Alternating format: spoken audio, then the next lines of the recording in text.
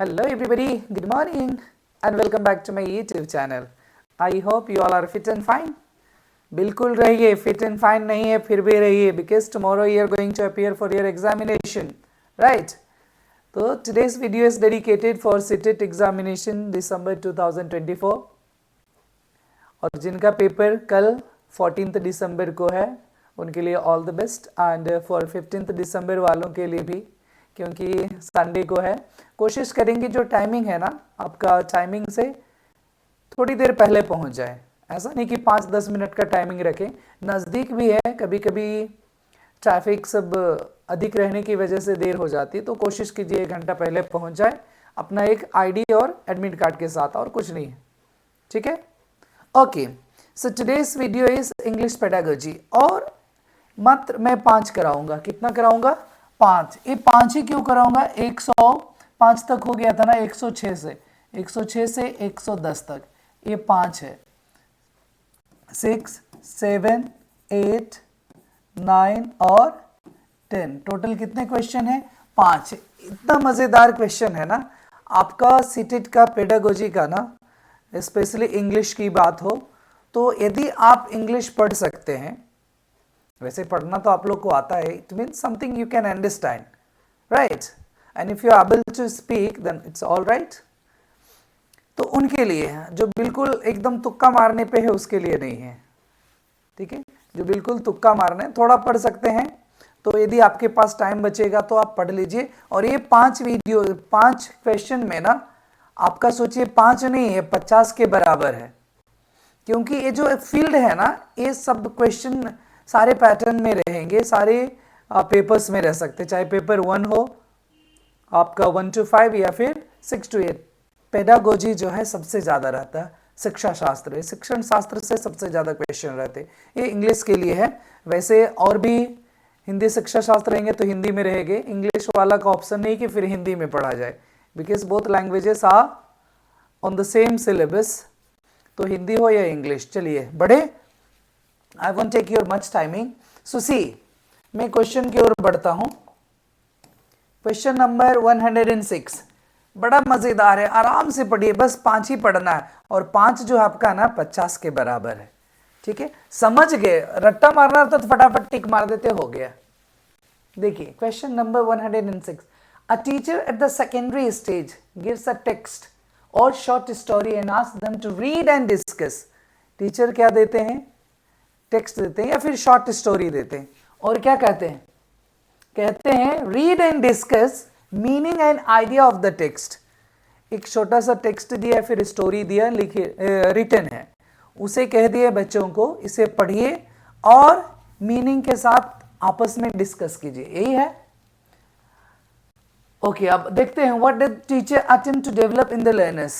Teacher क्या develop करना चाहती है, क्या डेवलप करना चाहते हैं बच्चों में? पहला, हायर ऑर्डर लैंग्वेज स्किल। देखिए टेक्स्ट एंड शॉर्ट स्टोरी की बात हो रही, ठीक है। डायरेक्ट पॉइंट पे मैं बढ़ता हूं। जब टेक्स्ट यानी रिटन फॉर्म है शॉर्ट स्टोरी का और उसको पढ़कर डिस्कस करना है, तो जो पढ़कर डिस्कस करते हैं ना वो क्रिटिकल पेडागोजी नहीं है, हायर ऑर्डर लैंग्वेज भी नहीं है, क्रिटिकल लैंग्वेज डेवलपमेंट नहीं, वो क्या है? Literacy skill. लिटरेसी स्किल क्या होता है? Is a system of reading and writing. System of reading, तो जिसे देखिए टेक्स्ट से शॉर्ट स्टोरी को क्या करेंगे? पढ़ेंगे and then they will discuss the meaning, so that is called literary skill, यानी क्रिटिकल लिटरेसी स्किल। क्लियर हो गया? Option number 2। Then language development की बात नहीं हो रही, किसी कॉन्टेक्स्ट को, किसी टेक्स्ट को पढ़ना या फिर स्टोरी को पढ़ करके उसका मीनिंग समझना है, तो किसकी डेवलपमेंट हो रही है? क्रिटिकल लिटरेसी डेवलपमेंट हो रही है। क्योंकि लैंग्वेज डेवलपमेंट क्या है, जरूर सुन के भी बढ़ सकते हैं, लेकिन जब पढ़ने की बात हो, रीडिंग राइटिंग की बात हो, तो लिटरेसी में आएंगे। तो ऐसा आपको आ सकता है, ठीक है। आगे बढ़े, चलिए question number 107। Okay, what is interlingual identification. Interlingual क्या होता है? कनेक्टेड, यानी कि connected to each other. Language जो एक दूसरे से, फर्स्ट लैंग्वेज सेकंड से कनेक्टेड हो, सेकंड लैंग्वेज फर्स्ट से कनेक्टेड हो, जैसे आप हिंदी जान रहे हैं और इंग्लिश भी सीख रहे हैं, तो फर्स्ट लैंग्वेज से इंग्लिश सीख रहे हैं, सेकंड लैंग्वेज, तो फर्स्ट लैंग्वेज सेकंड लैंग्वेज जो इंटरकनेक्टेड है, दैट इज कॉल्ड इंटरलिंगुअल आइडेंटिफिकेशन। अब इसमें देखिए, learners understand learning different languages warrants different ability, यानी कि विभिन्न प्रकार की भाषा जो है वारंट करता है, दूसरे एबिलिटीज को वारंट करता है, होगा नहीं, वारंटीज समझते हैं ना। दूसरा, learners judgment that something in the native language and something in the target language are similar. Learners judgment यानी कि जो सीख रहे हैं उसका जजमेंट क्या है कि कुछ नेटिव लैंग्वेज जो है ना, something in the target language are similar, जो आप दूसरी लैंग्वेज सीख रहे हो थोड़ा सा सिमिलर है, यानी पहला लैंग्वेज जो है आपको दूसरी लैंग्वेज में मदद कर रहा है, तो जहां सिमिलर है ना, ये पॉजिटिव है, पॉजिटिव साइन। कौन सा साइन है? Positive sign. देखिए, नेगेटिव साइन को सबसे पहले हटा दीजिएगा। दूसरा, यहां देखिए सेम है पढ़ा हुआ, बस यहां क्या कर दिया? डिसिमिलर, यानी सिमिलर नहीं है, भिन्न है, तो ये क्या हो गया? Negative sign. चलिए, नेगेटिव वाले को हटा दीजिए, नेगेटिव वाले को काट देना है, ठीक है। पहला वाला में वेरेंट से काट दीजिए। अब देखिए दूसरा और चौथा में, learners judgment that the knowledge of native language interferes in the learning of second language. मैंने क्या बोला? मदद करता है, उसमें बाधा नहीं बनती है। यदि आप हिंदी के अच्छे श्रोता हैं, वक्ता हैं, आपको हिंदी अच्छा से पता है, तो क्या आप दूसरे लैंग्वेज सीखेंगे तो पहले लैंग्वेज आपको तकलीफ दे रही है, बाधा बन रही है? नहीं ना। तो ये भी हो गया आपको। देखिए यहाँ क्या दिया? इंटरफेस। तो इंटरफेस जो कर रहा है ना, इंटरफेयर कर रहा है, वो भी निगेटिव है, ये भी क्या है? निगेटिव। तो तीन तो ऐसे ही कट गए, बच गए क्या? Number 2 option. बिल्कुल रह सकते हैं ऐसा।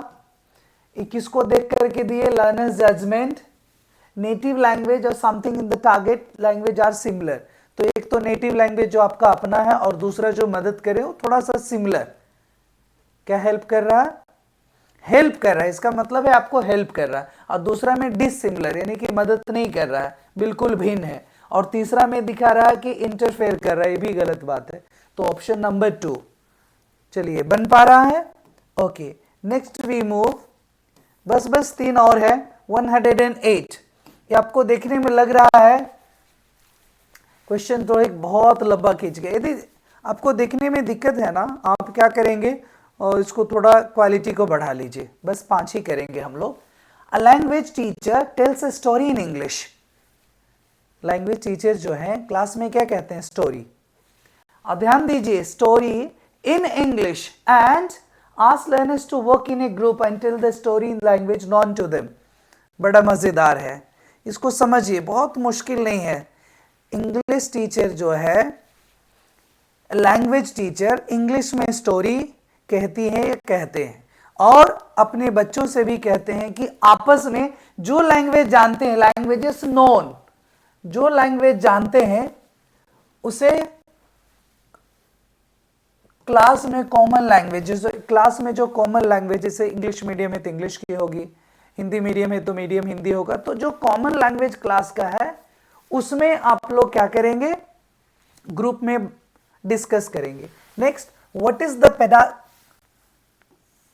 Pedagogical strategy known as.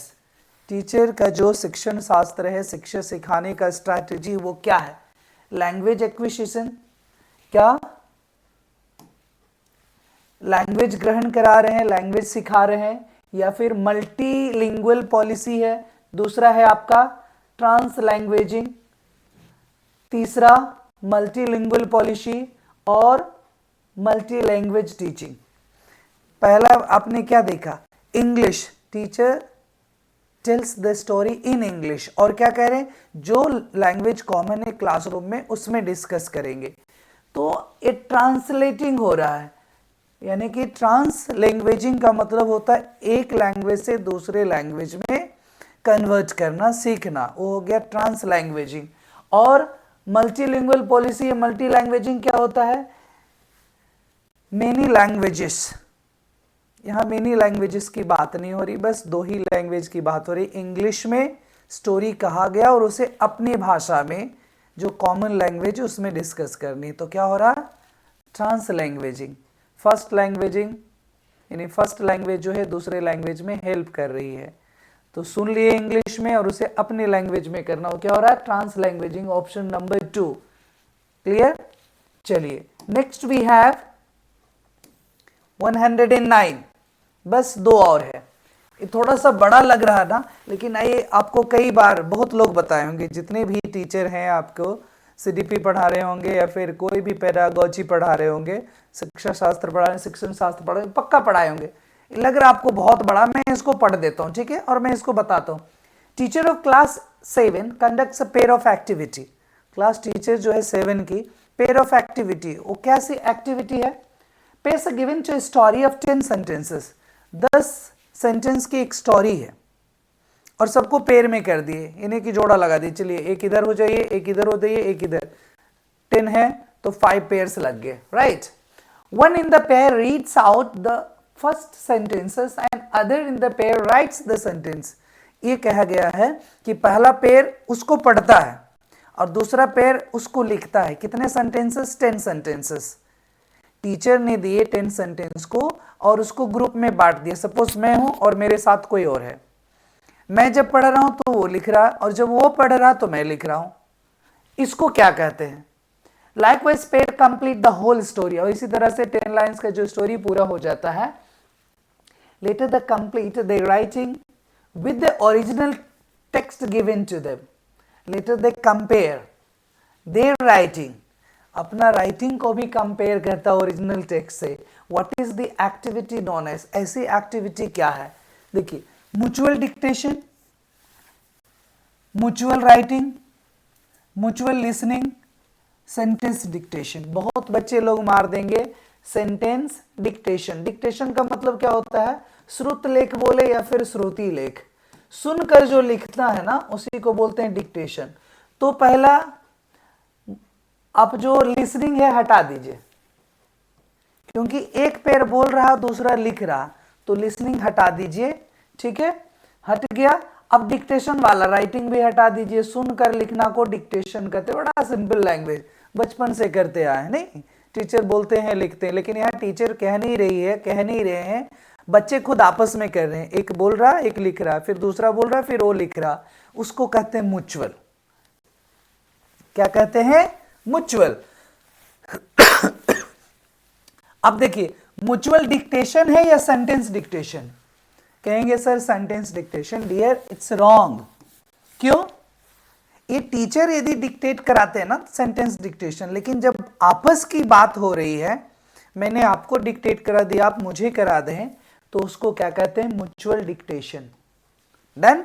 Option number A. देखिए, क्वेश्चन बड़ा सा 4 लाइन में दे दिया, लोग पढ़ेंगे ही नहीं, लेकिन है ना बड़ा मजेदार और बड़ा सिंपल। इस तरह से 100% रहेंगे एग्जाम में, आपका एकदम पक्का है। पढ़ने को यदि टाइम मिले तो जरूर ऐसा क्वेश्चन पढ़ लीजिए, पक्का 100% सही होने वाला। टाइम नहीं मिले फिर तो तुक्का राम है ही आपके साथ, नहीं? कोई भी ऑप्शन पकड़ लो, मार दो, 50-50 रहे, या फिर कोई एक ऑप्शन लगा दीजिए। 10 है तो 10 में कोई कुछ ना कुछ नंबर मिलेंगे, नेगेटिव तो है नहीं, राइट? ओके, चलिए last one, not the list one, ये है आपका 110। मैं टारगेट रखा था 106 to 110, यही टारगेट था 5 क्वेश्चन का, और ये आपके 50 क्वेश्चन के बराबर पढ़ेंगे और उसको समझेंगे, उसी में आपका आंसर छिपा हुआ बहुत सारे में दिख रहा है। जैसे म्यूचुअल अंडरस्टैंडिंग वाला था ना, आपका म्यूचुअल डिक्टेशन 100% आ सकता है। टीचर किसी पेयर को काम देता है, फिर अगला और भी 3-4 जो किए सब इंपॉर्टेंट है। Next is 110। A learner reads through the news item in the newspaper। जो लर्नर है ना, जो सीख रहे हैं, उसको न्यूज़पेपर में जैसे फटाफट पकड़े ऐसे, ठीक है, और एक झलक देख रहे हैं। उसे जो पढ़ना है ना, एक न्यूज आइटम पढ़ना in the newspaper to know specific information. वो ढूंढ रहा है कि सेटेट के बारे में कहाँ पे दिया हुआ, ऐसे करके ढूंढ रहा, और कुछ नहीं कर रहा, वो एक एक लाइन पढ़ नहीं रहा, ठीक है, एक एक लाइन पढ़ नहीं रहा, समझ रहे हैं ना? तो उसे क्या कहते हैं? That reading is known as, वो जो रीडिंग है, दिस रीडिंग, लर्नर कुछ चीज को न्यूज़पेपर में खोज रहा है, स्पेसिफिक इंफॉर्मेशन खोज रहा है, खास वाली इंफॉर्मेशन, जैसे सीटेट के बारे में खोज रहा है, कहाँ पे है, उसको क्या कहेंगे? वो स्टडी स्किल है, क्रिटिकल रीडिंग है, स्किमिंग है या स्कैनिंग है? स्कैनिंग। क्या कर रहा है? स्कैन कर रहा है, वो पढ़ नहीं रहा बैठ करके सारा चीज, वो क्या कर रहा है? स्कैन कर रहा है। एक झलक ऐसे देख लिया, हाँ दिख गया, चलो सीटेट के बारे में ही लिखा हुआ, उसको मार्क कर लिया, पढ़ लिया, हो गया, उसको बस वही पढ़ना था, that was the specific information, तो उसको क्या कहते हैं? स्कैनिंग।